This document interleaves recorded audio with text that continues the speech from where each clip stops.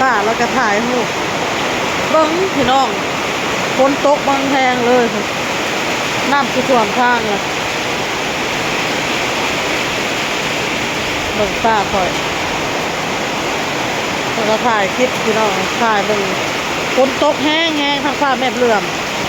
ทางฝน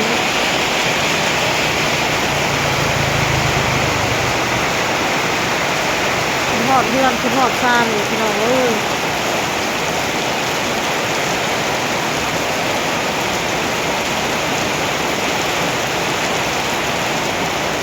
เสียงฝนตกแห้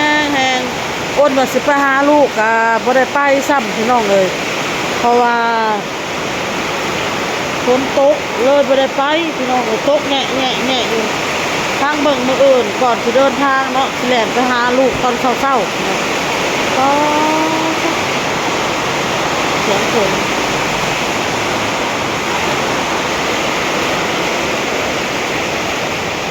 เสียงฝนก็ฝนตกแค่ตกว่าตกบางแหงตกออโต้กับบ่เต้พี่น้องปากเห็นกินมื้อเว้นนี่ก็แห้งนะนี่แหละมื้อเว้นนี่มาออโต้กินข้าวแล้วป้อนข้าวพวกก็กินข้าว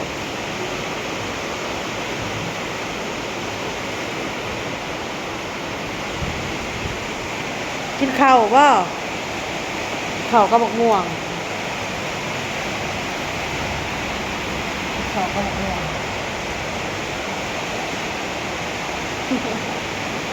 ป้าประเสริฐพันคิดติ้งพี่น้องเห็ด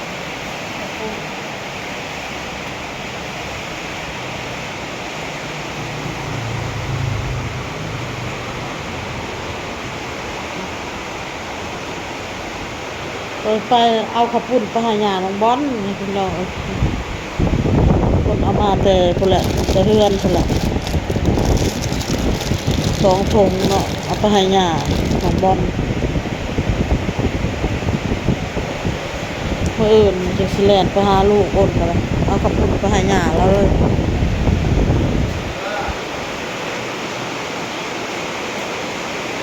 กระตก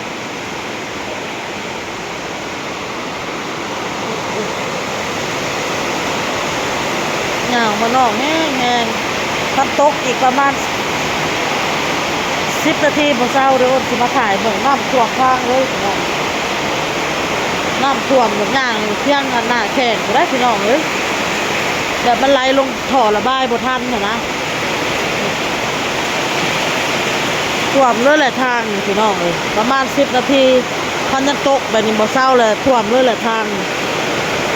น้ำมันระบายลงกันท่อบ่ทัน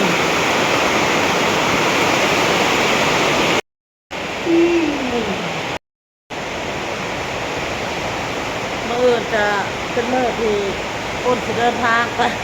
ไปจากลูกจากผัวจากสามีพี่น้องอ้นก็สิมาถามเนาะความในใจของบอกเต้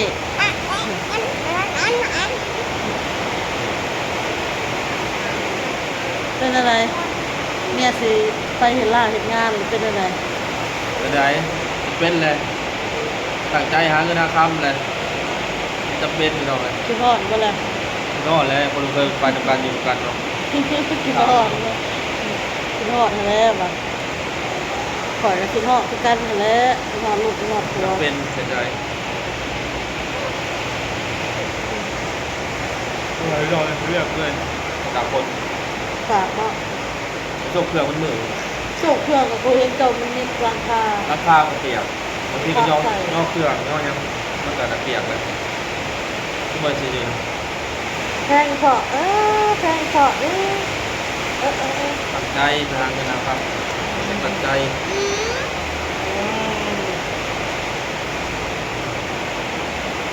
ตั้งใจเนาะสู่มีFCกับญาติว่าไปแล้วญาติไปห้องไห้มันก็สิมีไห้แหละคิดฮอดเนาะพี่น้องเนาะแต่ว่าเฮาก็ต้องสู้ต้องอดทนเนาะต้องสู้ต้องอดทนเพราะว่าเอาไปก่อนหน้านั้นเฮาก็มีบทเรียนแล้วเนาะเอาไปสินี้เฮาก็ต้องตั้งมุกตั้งใจเลยเริ่มใหม่ตั้งใจใหม่เนาะพี่น้องเนาะลองอีกสักตั้งพี่น้องลองอีกสักตั้ง ประเทศก็ขึ้นพี่น้องเลยอยากไปทำงานที่เกาหลี ก็เตี้ยแล้วก็เว่าได้ว่าจะทำจะไปหาไปเห็นงานในเกาหลีคือไปอะมันต้องได้มี ไม่อยาก แบบเฮาบ่มีเงินเฮาก็ต้องมีอันนั้นได้นั่นกัตตาลิน เบอร์ตะดินไปค้ำ กัน ค้ำประกันแล้วก็แล่นให้แล้วโอ้หมดหลายไปกับพี่น้องเป็นแสนมาเมืองเนาะ เพราะว่าได้ถามเลย เนาะเอ้าน้องอ้ายไปยังมา90,000ไปอันนั้นไปอันอย่างญี่ปุ่น ญี่ปุ่นบ้าง ราคากันต่างกันเองเกาหลีกันต่างกันเองเปิดไปเปิดวางก็ได้เปิดสำหรับเปิดเทียบเยอะก็ได้เลยก็คนนักเบากว่าสูงไปหน่อยเรียกกันนักหน่อยบางทีมันก็เอาเห็ดนอกผมไปหน่อยเห็ดงานปูนเห็ดงานอย่างเอาไปใส่ ส่วนมากอะในบริษัทเบาเต้สิเอาแต่เบาเต้ออกไปเฮ็ดเวียกนอกพี่น้อง ก็ใส่ได้ เพราะว่าหนึ่งแบบรูปละหุ่นนะมันมาหุ่นหมอนี่บึกบึนหุ่นใหญ่แบบเฮ็ดคือสิได้หมดส่วนมากก็มันจะเอาแต่เหล้าออกพี่น้องเฮ็ดเวียกนอกเวียกห เรา ยัง ก็เพียงเนี่ยเราไปเห็ดก็ได้เราบอกก็ได้เรียกไปใช้ก็ได้ไปพี่น้องไปหาบนเงินสูงๆไปแหละ มี FC เว้าได้ FC เว้าเจ้าว่าไปเดี๋ยวผัวก็นอกใจว่ะไปมีผู้สาวว่ะ ผมมีลาไปนอกใจภายดอกพี่น้องเลยจะหาเงินจะให้มันเป็นทุกอย่างเมื่อยกันเมื่อยลูก บ่คิดว่าบ่คิดจะมีไผมีแต่ นี่ คน เนี่ย เดียว เนี่ยกับแบบนี้คือว่ามีมันอย่างพอนี้เมื่อยเมื่อยอันนี้ เบิ่งหามีเมียก็บ่อยากมีว่ะ อันนี้เดี๋ยวก็หมายว่าเมื่อยดอกเขาอยากยังใช้ชีวิตแบบ โสด โมเมนโซแต่ยังแบบว่านี่ครอบครัวกับแบบหนึงผมมีครอบครัวกับแบบหนึงแต่ว่า ถ้าสมมุติเลิกกันไปก็สิเอาอยู่บ่เมีย บ่เอา บ่เอา หลาบแล้ว ลาบแล้วว่ะ หลาบแล้วอันนี้ ข่อยก็คือกันเลิกกันไปข่อยก็สิบ่เอาผัวน่ะข่อยก็ลาบคือกันแต่สิ เราจะว่าเนี่ย บ่เอามาเป็นตัวเป็นตนน่ะนะ ลูกไม่ได้คือเมื่อยกับคือลูกแล้วมาเด้อ มาแตะจอกแตกกว่า เอาถูกไปให้ลูกถูกคือเฮาไปหน่อยว่าตรงๆกัน มาคิดค่ะละลายอย่างมาเห็นเนาะเริ่มต้นใหม่มีแต่สู่คน ไปกันชนกันเลยเจ้าก็ถูกเฮ้ยมาเด้อมานี่ มาพี่ มาพี่ อยากซอยเป็นหมอ มานี่มานี่ มืออื่นแล้วสิให้หาพ่อหาแม่น้ำมืออื่นบ่าวงามเป็น หมายแท้เลย อดทนสู่เอาเราอดทน แต่พี่ดอยเขาก็มันแบบอย่างเขาแก้ไขโตแบบหลายอย่างมันไปถึงกับ นี่เองอะนะ ก็ไปอยู่มันเซโนเตะของเตะพี่น้องแบบอยู่เลยอันก็สู่ไปพี่น้อง คือหย่าเราก็ ไกลเลย อยู่น้ำลูกน้ำเต้าอยู่น้ำป้าน้ำลูกน้ำหลานเนาะแบบครอบครัวบ่เต้ก็เป็นคือว่าเป็นครอบครัวใหญ่เขากับแบบเขาอะมีครอบครัวมีอันนั้นแล้วเขากับแมนอยู่แบบมีเวียกมีงานยั่วร้นๆเราเขามาเป็นหนึ่งมาเป็นเนาะแล้วเขากับอันมาอยู่ดุร้ายอยู่น้ำร้ายกับรู้สึกเกรงใจเนาะพี่น้องเนาะก็คือเขามีเงินมีซ่านเลย เวลามีอันน้องหนุ่มมาอยู่กับเฮาดนกะ แต่ว่าสำหรับความคิดของเฮาผัดเฮาแบบอยู่แต่ว่าให้ฮู้จักที่อ้นเว้าน่ะทำความสะอาดรักษาความสะอาดเนาะพี่น้องเนาะให้ฮู้ตัวนี้นะซอยบ่ได้มันเพิ่มเพื่อนก็เฮ็ดนะบ่ได้เฮ็ดแล้วล่ะก็นอนอยากนอนเฮาก็บ่ได้ว่าหยังดอกตัวนี้นะ หนึ่ง ที่แรกเนาะกับสิมอบให้น้องหนุ่มมาเบิ่งแล้วมันบ่เป็นพี่น้องก็เลยว่าอย่ามีแต่ว่าน้องหนุ่มเขาไปเวียกแล้วก็เฮ็ดเวียกของเขาไปแล้วก็ตอนซานเขาก็อัดเมียนพี่น้อง หนึ่งเขาผมมีกับไปได้ต้นเขาแต่ว่าพอมาแบบอย่างผมเป็นเพื่อนนะเป็น อีต้นเรื่องอีต้นน่ะก็อีต้นเฮาก็อีต้นเฮานำแหละเฮาก็บ่มีเอ็นดูเขาเอ็นเราขาดแต่นี่คันสิว่าก็ได้เขาก็บ่มีเฮาก็บ่มีเวลาข่อยบ่มีข่อยก็หยิบยืมคือการน้องหนุ่มอะพี่น้องหนุ่มมาอยู่นำข่อยค่ะ ซอยตั้งอยู่ตรง แต่ว่าเข้าใจแล้ว น้องนี่ก็อีเรื่องอีต้นก็อีต้นรู้เฮา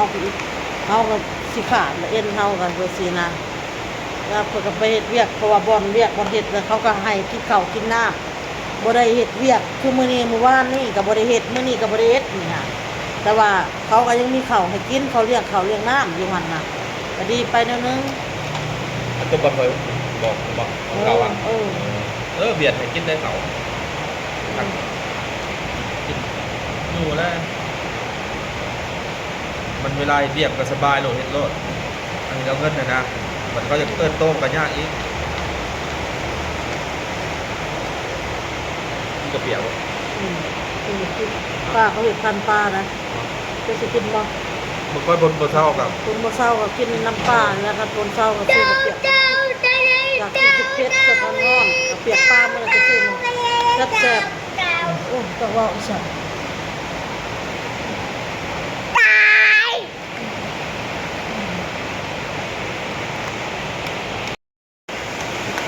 ท่านอ้นมาอยู่กับฝากติดตามซ่องเบาเต้เนี่ยเด้อพี่น้องเด้อกับออโต้พี่น้อง สีมาดูคือเก่าไปน้องเลยกินปัญญามแบบว่า มีแต่เพิ่นเลิกเวียกมาแล้วก็ป้อนข้าวป้อนน้ำลูกแหละแล้วก็ถ่ายกิจกรรมน้ำลูกอยู่ มัน ใน ก็มี เรือน โอกาส จำ ทำนั่นแหละพี่น้องเลยเวลาเต้ๆมีแต่เฮ็ดเวียกกับพี่น้องกับไว้เวียกมันแบบสลับแต่ละมื้อมันเป็นแบบนั้นพี่น้องมันบ่เวลาได้พักนะเขาบอกกันเดือนหนึงมันพัก2 มื้อว่าแต่นั่นแหละ ผักสองมื้อก็แล้วแต่เจ้าสิหยุดบ่หรือว่าเจ้าบ่หยุดแบบนี้นะถ้าเจ้าสิเฮ็ดเต็มเดือนเลยเขาก็ถือว่าไล่เงินขยันให้2 มื้อ ลู นะ กก็คันว่าก็ดูได้อายุน้อยนึงมีแต่เอื้อกับแม่และส่วนหลายกับมอบไปเลยปรับเปลี่ยนนิสัยใหม่เลยอันเนี้ย ก็เตี้ยมาข้าวน้ำมาใส่ป้อนก็บ่กินแล้วพี่น้องนอกจากพ่อกับแม่พุ่นแหละบ่เต้ เพราะมันหิวนั่นนักๆกับ กินอยู่หมี่มื้อนะคะแหละ บางทีไทยเรื่องอีแม่หลายๆเลยพยายามเอานอนนำแหละที่เรียกมันกับแม่เต้เรียกพังความเถ่าเด้อ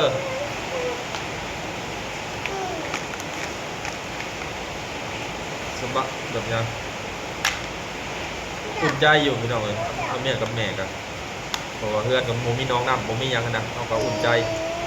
ญาติเวลาเป็นเวียกเอาญาติระแวงกันนะพี่น้องแต่เพื่อนอาประตูเลยบริไทยบริออกบริเข่าเลยแหละถามมีแผนว่าจะเอาไปนะ โรงเรียนป้าเพิ่นว่าสิเอาไปโรงเรียนพี่น้องเอาเข้าโรงเรียนอนุบาลนี่แหละโรงเรียนรัฐแต่ว่าอนุบาลน่ะเพิ่นยังรับจ้างอยู่รับจ้างเรียนแบบนี้นะ อักวาเล่บอกยังบริปุเนาะยังไม่รู้ นึงก็ยังว่าบ่เป็น ผ้าเหลือง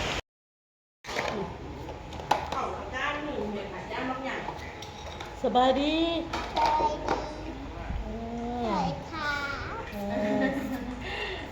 สวัสดีค่ะกินหลายเนาะบอลเนี่ยกินได้พี่น้องกินหมี่ ข้าวกินแล้วป้อนก็สิ้นแห่ไปแล้วพี่น้องเลยคลิปนี้ก็ได้พ่อก็คลิปหน้าเด้อบ๊ายบายบ๊ายบายออโต้บ๊ายบาย